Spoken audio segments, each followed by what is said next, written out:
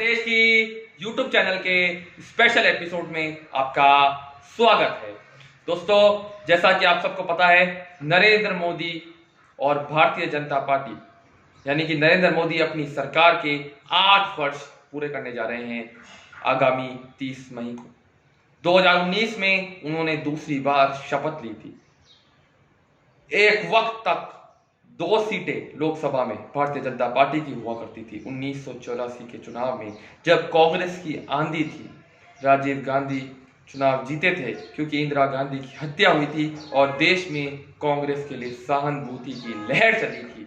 लेकिन आज भारतीय जनता पार्टी 300 से ऊपर सीटें जीतने में कामयाब रही 2019 में। तो क्या है ये सफर, क्या है ये कहानी 2 से 300 से ऊपर तक की? पूरी कहानी बताएंगे भारतीय जनता पार्टी के उदय की, भारतीय जनता पार्टी की और कुछ कहानी नरेंद्र मोदी की, बाद में बात कांग्रेस की खराब होती हालत की। देखिए दोस्तों,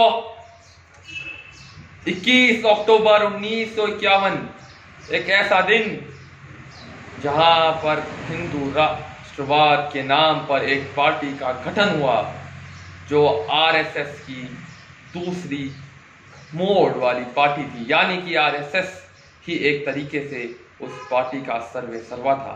इस पार्टी के संस्थापक थे श्यामा प्रसाद मुखर्जी, दीनदयाल उपाध्याय, दीपा प्रसाद घोष, बलराज माधोक और अन्य। ये दिन था जब भारतीय जनसंघ की स्थापना हुई। भारतीय जनसंघ, श्यामा प्रसाद मुखर्जी ने नेहरू की कैबिनेट से इस्तीफा दे दिया, इंडस्ट्री के मंत्री से इस्तीफा दे दिया नेहरू की पॉलिसियों के खिलाफ। नेहरू ने विपक्ष के कुछ नेताओं को अपनी कैबिनेट में जगह दी थी। उनमें से भीमराव अंबेडकर और श्यामा प्रसाद मुखर्जी मुख्य थे। श्यामा प्रसाद मुखर्जी ने आरएसएस के नेताओं के साथ बात की और उसके बाद भारतीय जनसंघ बनाई। उम्मीदें थी कि भारतीय जनसंघ अपने इलेक्शन में अच्छा परफॉर्मेंस करेगी। लेकिन 1952 का लोकसभा चुनाव, श्यामा प्रसाद मुखर्जी भारतीय जनसंघ के पहले अध्यक्ष भी थे। वो देश भर में कैंपेन कर रहे थे। लाल कृष्ण आडवाणी जैसे नेता देश में घूम घूम कर प्रचार कर रहे थे, लेकिन उसका अंजाम उसको नहीं मिल पाया और भारतीय जनसंघ महज 3 सीटों पर सिमट गई और कांग्रेस की आंधी के आगे पूरी तरह उड़ गई। 1957 5 साल गुजर गए। मौली चंद्र शर्मा से लेके डोगरा तक भारतीय जनसंघ के अध्यक्ष रह चुके थे। 1957 का लोकसभा चुनाव भारतीय जनसंघ के लिए एक और बुरा सपना साबित हुआ। उसको महज 4 सीटें मिली, 1 सीट की बढ़ोतरी। 1962 में उसकी सीटें बढ़कर 18 पर आई, 1967 में 35 और 1972 में 22। दीपा प्रसाद घोष, बलराज माधोक और दीनदयाल उपाध्याय के बाद भारतीय जनसंघ के अध्यक्ष बने तत्कालीन प्रधानमंत्री और बाद में भारतीय जनता पार्टी के फाउंडर मेंबर अटल बिहारी वाजपेयी, जिन्होंने दीनदयाल उपाध्याय की हत्या के बाद पद संभाला था। दीनदयाल उपाध्याय और श्यामा प्रसाद मुखर्जी की हत्या या फिर मर्डर एक रहस्यमय तरीके से हुआ, उस पर भी सवाल रहेगा कि ये मर्डर, ये हत्याएं किसने की। 1972 में पार्टी का अध्यक्ष लाल कृष्ण आडवाणी को बनाया गया और 1977 में जब लोकतंत्र पर वार किया इंदिरा गांधी ने, इमरजेंसी का दौर था और सभी पार्टियां कांग्रेस को हराने के लिए एकजुट हो गई थी। जनता पार्टी के नाम से, जिसमें सोशलिस्ट धड़े के लोग थे, कांग्रेस ओ के लोग थे जो कि ओल्ड गार्ड का प्रतिनिधित्व कर रहे थे, स्वतंत्र पार्टी थी, सोशलिस्ट थे। इसमें भारतीय जनसंघ भी विलय कर दिया गया और 1977 से 1980 तक जनता पार्टी की सरकार में अटल बिहारी वाजपेयी कानून मंत्री रहे और लाल कृष्ण आडवाणी सूचना प्रसार के मंत्री। लेकिन 1980 में जनता पार्टी का बिखराव शुरू हुआ और अटल बिहारी वाजपेयी से लेके लाल कृष्ण आडवाणी ने इस्तीफा दे दिया केंद्रीय मंत्रियों के पदों से। इसका कारण था एक चिट्ठी जो जगजीवन राम ने लिखी थी प्रधानमंत्री मोरारजी देसाई को। चिट्ठी में लिखा था कि जो भी जनता पार्टी का सदस्य है उसको दोहरी सदस्यता छोड़नी होगी, यानी कि अटल बिहारी वाजपेयी और लाल कृष्ण आडवाणी से राष्ट्रीय स्वयंसेवक संघ की सदस्यता छोड़ने को कहा गया। ये उसके लिए नामुमकिन था क्योंकि वो उसकी सेकेंड बेल्ट यानी कि एक तरीके से राइटिस्ट विंग के प्रतिनिधित्व कर रहे थे। और आरएसएस और भारतीय जनसंघ जो कि एक ही था, जैसा कि मैंने आपको बताया, आरएसएस और भारतीय जनसंघ एक ही था एक तरीके से, और उसका एक पॉलिटिकल ग्रुप था। तो इसी वजह से ये विवाद हुआ और अटल बिहारी वाजपेयी और लाल कृष्ण आडवाणी ने इस्तीफा दिया। 1980 तक इस पार्टी को मजबूत करने में हेडगेवार से लेकर गोलवरकर और सावरकर की भी अहम भूमिका रही। हिंदू महासभा और राष्ट्रीय स्वयंसेवक संघ का पॉलिटिकल रूप बन चुकी थी भारतीय जनता पार्टी। दिल्ली के फिरोजशाह कोटला मैदान में बड़ी बैठक चल रही थी और भारतीय जनता पार्टी के नाम से नई पार्टी बनने वाली थी जो आगे जाके दुनिया की सबसे बड़ी पार्टी बनने वाली थी। इसका अंदाजा कांग्रेस को नहीं था। 1980 में राजमाता सिंधिया, नानाजी देशमुख, अटल बिहारी वाजपेयी, लाल कृष्ण आडवाणी से लेके कई दिग्गज नेताओं ने इस पार्टी की स्थापना की। 1984 का लोकसभा चुनाव जब इंदिरा गांधी की हत्या हुई, ऑपरेशन ब्लू स्टार पंजाब विवाद के बाद राजीव गांधी प्रधानमंत्री बने, चुनाव किया गए और कांग्रेस ने अपने इतिहास के सबसे बेहतरीन प्रदर्शन को दिखाया और 418 सीटें जीतकर भी दिखाई। वो कांग्रेस का ही नहीं बल्कि देश में किसी भी पॉलिटिकल पार्टी का आज तक का सबसे शानदार प्रदर्शन था। विपक्ष धूल धूल हो गया और भारतीय जनता पार्टी जो कि भारतीय जनसंघ का एक नया रूप थी वो सिर्फ 2 सीटों पर सिमट गई। 1989 का लोकसभा चुनाव भारतीय जनता पार्टी को बम्पर कामयाबी हासिल हुई और भारतीय जनता पार्टी ने उम्मीद से कहीं ज्यादा 85 सीटों पर जीत दर्ज करी और वीपी सिंह जो कि विपक्ष को एकजुट कर जनता दल के नाम से सत्ता में आए थे उसका सपोर्ट कर दिया अटल बिहारी वाजपेयी और लाल कृष्ण आडवाणी ने। लेकिन बिहार के समस्तीपुर में लाल कृष्ण आडवाणी की गिरफ्तारी के बाद रथ यात्रा, जैसा कि आप सबको पता है, लालू यादव ने उनको गिरफ्तार किया, अयोध्या रथ यात्रा नहीं पहुंचने दी। इससे नाराज होकर भारतीय जनता पार्टी ने सरकार से समर्थन खींचा वापस। एक खास बात तो यह भी थी कि लेफ्टिस्ट और राइटिस्ट दोनों इस सरकार में समर्थन में थे, यानी कि कम्युनिस्ट पार्टी और भारतीय जनता पार्टी। वीपी सिंह के सामने धर्म संकट आ चुका था और आखिरकार वीपी सिंह की विदाई हो गई। चंद्रशेखर देश के प्रधानमंत्री बने जिनको कांग्रेस ने समर्थन दिया, लेकिन कुछ ही देर बाद एक सिक्योरिटी गार्ड के विवाद के बाद चंद्रशेखर को इस्तीफा देना पड़ा। राजीव गांधी नाराज हो गए। आरोप था कि राजीव गांधी की जासूसी कराने की कोशिश कर रहे हैं चंद्रशेखर। और 1991 का लोकसभा चुनाव आया, भारतीय जनता पार्टी मजबूत हुई और यहां पर भी 165 सीटें जीती। यहीं से शुरुआत हुई भारतीय जनता पार्टी की उस टर्नओवर की जो आज बड़ी पार्टी बनकर उभरी और दुनिया की सबसे बड़ी पार्टी बनकर उभरी। उसका मुख्य कारण था राम जन्मभूमि का विवाद, अयोध्या और बाबरी मस्जिद। जिस तरह से 1992 में कल्याण सिंह ने वहां पर गोली जलाई, हालांकि उनको इस्तीफा देना पड़ा और भारतीय जनता पार्टी की 3 राज्यों में सरकार भी गिर गई। लेकिन खास बात यह थी कि भारतीय जनता पार्टी ने उत्तर प्रदेश में पहली बार अपनी सरकार बनाई थी और उस दौर में राजस्थान से लेकर हिमाचल प्रदेश में भी उसकी सरकार आ चुकी थी। लेकिन केंद्र की राजनीति से अभी भी भारतीय जनता पार्टी कई दूर थी। नरसिंह राव की सरकार पे कई भ्रष्टाचार के आरोप लगे। 1996 का लोकसभा चुनाव भारतीय जनता पार्टी एक बार फिर नई ऊर्जा के साथ आई। इस बार उसको सीटें मिली 174, लोकसभा में सबसे बड़ी पार्टी बनकर उभरी, लेकिन बहुमत से कई दूर। अटल बिहारी वाजपेयी को राष्ट्रपति ने बहुमत साबित करने का मौका दिया। अटल बिहारी वाजपेयी बहुमत साबित नहीं कर सके और महज 13 दिन के अंदर भारतीय जनता पार्टी की सरकार गिर गई। उसके बाद प्रधानमंत्री बने HD देवेगौड़ा, जनता दल के नेता और यूनाइटेड फ्रंट के नेता, जिनको कांग्रेस ने समर्थन दिया। 1 साल बाद उनको भी इस्तीफा देना पड़ा और प्रधानमंत्री बने इंद्र कुमार गुजराल, क्योंकि देवेगौड़ा की सरकार से कांग्रेस नाराज थी, उनकी पॉलिसी से नाराज थी। देवेगौड़ा के प्रधानमंत्री के इस्तीफे के बाद इंद्र कुमार गुजराल भी 1 ही साल प्रधानमंत्री रह सके और इंद्र कुमार गुजराल की भी विदाई हो गई, क्योंकि कांग्रेस की स्टाइल यही थी कि पहले किसी सरकार को समर्थन दिया जाए और उसके बाद समर्थन वापस खींचा जाए।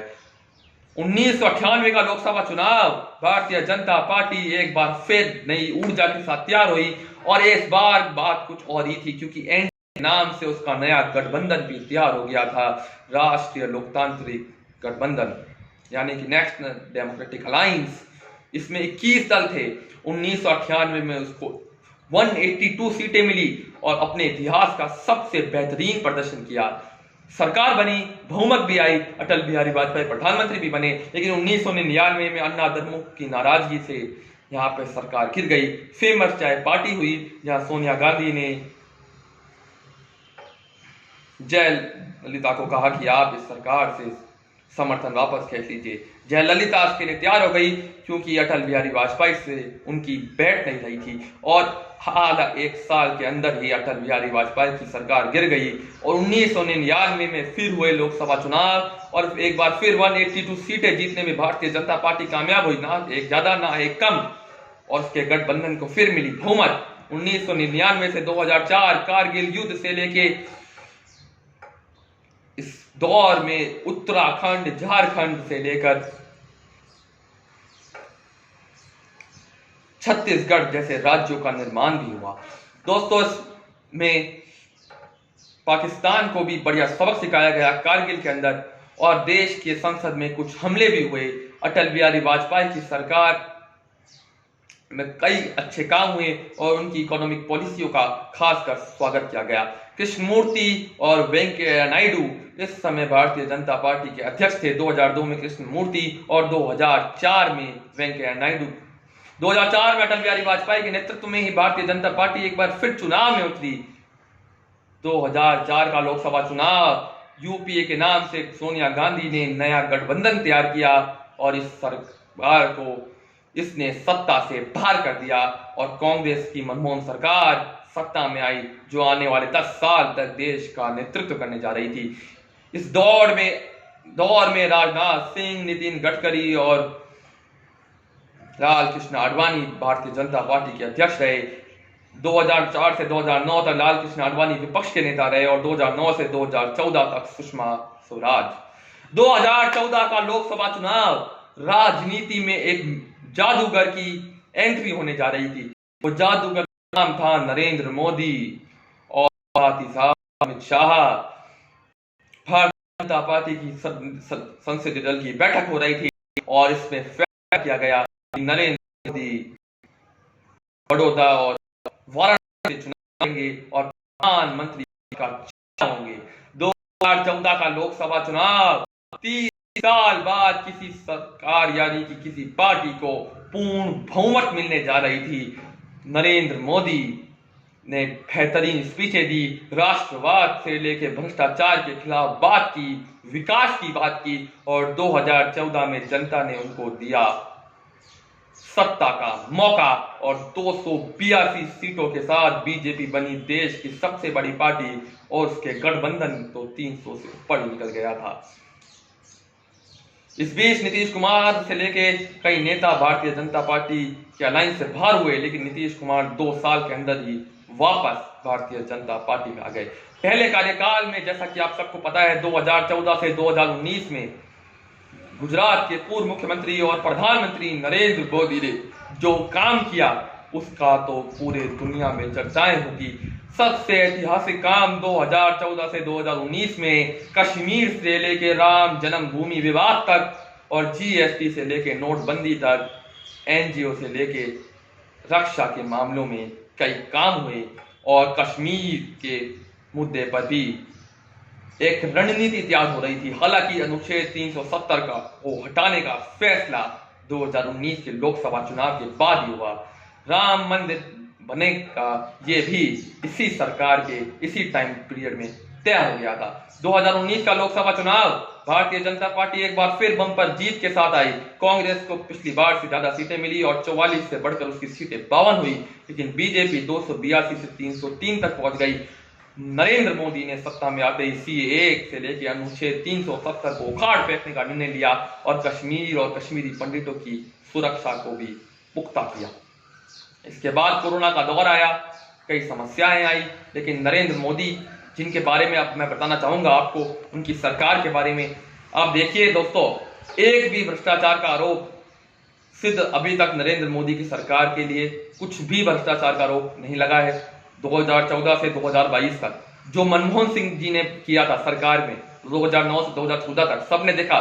2G घोटाला, कोल माइंस घोटाला, कॉमनवेल्थ घोटाला, कई घोटालेबाज सरकार थी 2009 से 2014, और मुझे लगता है कि वही कांग्रेस की उल्टी गिनती थी। इतने भ्रष्टाचार कांग्रेस ने किए थे अपने दूसरे कार्यकाल में यूपीए के। विदेश नीति की बात कीजिए, नरेंद्र मोदी जी जहां जाते हैं उनका सम्मान होता है, उनको दुनिया के सबसे लोकप्रिय नेता की तरह देखा जा रहा है। नरेंद्र मोदी का सम्मान होता है, लोग उनकी बात मानते हैं। अमेरिका से लेकर ऑस्ट्रेलिया तक, फ्रांस से लेकर जर्मनी तक, रशिया से लेकर कनाडा तक, तो नरेंद्र मोदी की विदेश नीतियों की तारीफ तो करनी होगी। आप रक्षा नीति देखिए, पाकिस्तान को आपने सबक सिखाया पठानकोट में, चीन को आपने सबक सिखाया लद्दाख में। जो भारत पर हमला करेगा उसका अंजाम बुरा होगा। नरेंद्र मोदी ने यह सिद्ध किया है। दोस्तों, नरेंद्र मोदी की सरकार के 8 साल पूरे हो चुके हैं, लोकसभा चुनाव 2 साल बाद हैं। अभी तक भारतीय जनता पार्टी एक बार फिर मजबूत लग रही है और ऐसा लग रहा है कि वो अपने प्रदर्शन को दोहरा पाएगी या उससे भी अच्छी सीटें जीत पाएगी।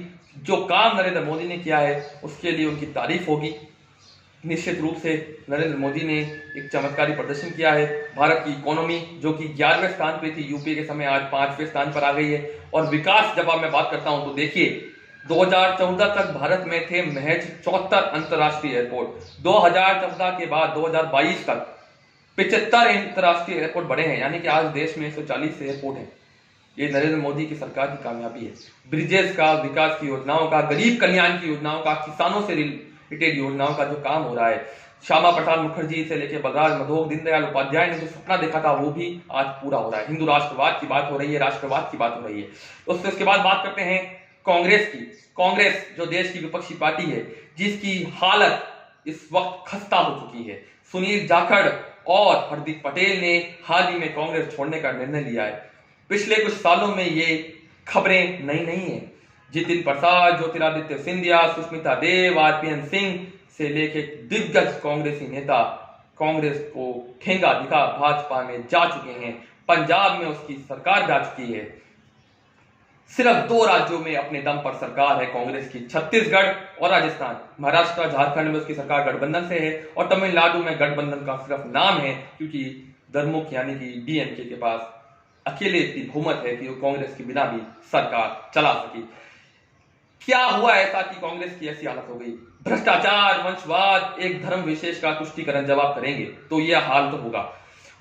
1885 में AH ह्यूम्स ने ये पार्टी की स्थापना की थी। देश की स्वतंत्रता के लिए बहुत एक पॉलिटिकल ग्रुप नहीं था, एक स्वतंत्रता ग्रुप था, लेकिन उसके बाद इसने इलेक्शन लड़े। 1947 से लेके 1977 तक इसको लगातार कामयाबी मिली। नेहरू से लेके आपके लाल बहादुर शास्त्री और इंदिरा गांधी तक।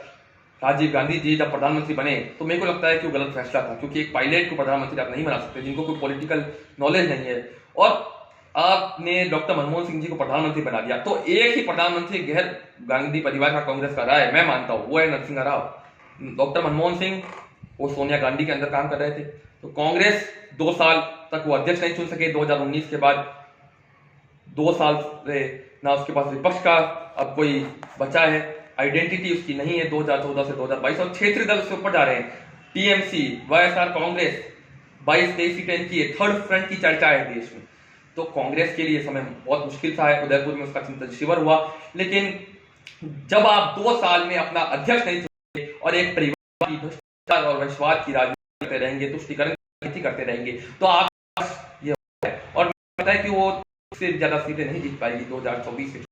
जो हर्ष कांग्रेस का होगा वो तो आने वाला बताएगा, लेकिन कांग्रेस को जरूर करना चाहिए कम से कम अपना अध्यक्ष तो चुनना चाहिए गैर गांधी परिवार से, क्योंकि ना तो गांधी और ना ही सोनिया गांधी अभी चुनाव में सफल हो पाए। और प्रियंका गांधी को उत्तर प्रदेश में कांग्रेस का क्या खात्मा, महज एक सीट पर सिमट गई।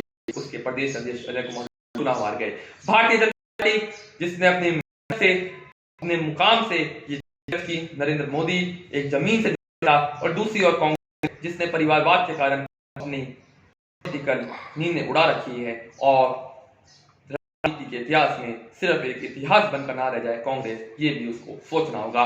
भारतीय जनता पार्टी और जनसंघ के इस खास सीरीज को आप कैसे देखते हैं, आप अपनी राय कमेंट सेक्शन में जरूर दीजिए दोस्तों। बहुत बहुत धन्यवाद। जय हिंद, जय भारत।